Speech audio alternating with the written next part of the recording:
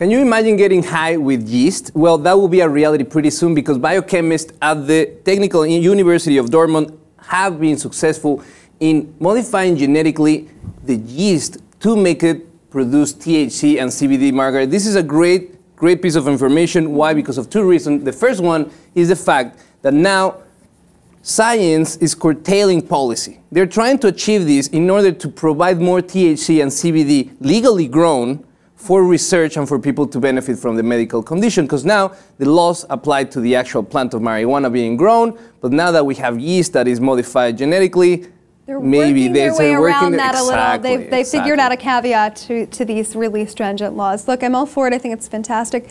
My question is, yeast, when it grows, I have a little bit of a concern with yeast myself, because once it gets in your body, it's difficult to get it out. I'm wondering, these specialists and researchers, let's just hope that they really know what they're doing. Yeah, I think more than the yeast that you're going to consume is kind of a farming method that they will try to do to produce the THC, then extract it and sell it, because they're trying to do what it's happening right now. There's one chemically compound THC alternative that is sold for cancer patients that also suffer of HIV, and they do have access to that compound. So now they're trying to do a different way of acquiring this. Now, the first hurdle that they're facing is the fact that the efficiency of marijuana producing THC is unrivaled. So now they have to scale this process, although they were already, successful. Now, my question is, what about those, NGO deniers, those who say that any genetically modified organism is bad for us? Now, I'm one of those when you think of it, but this kind of make me change that there might be some benefit in this technique.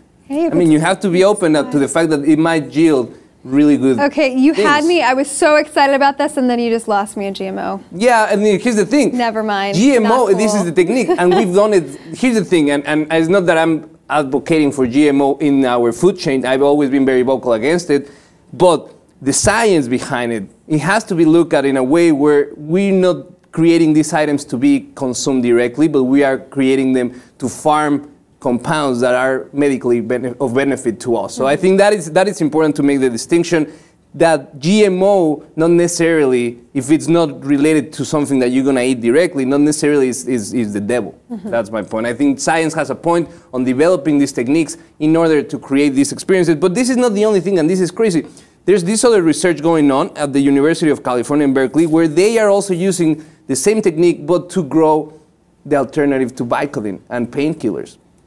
Here's the thing. A lot of critics say, well, wait a minute, if you're able to do that, anyone with the basic molecular biology training can do a Breaking Bad type of thing and start growing it in their own house. So I think that's something that needs to be taken in account when these discoveries are made and they're being pushed. Right. Instead of meth labs, we'll start to see Vicodin labs. Made out of a biological compound of yeast, which is pretty crazy to think that now science will allow for new ways to curtail the law, when at the heart of it was a way to curtail the law for a positive thing, bringing medical benefits to those who need it. But we want to know your opinion. Please share your thoughts below in the comment section. And if you haven't, subscribe to the Lib TV.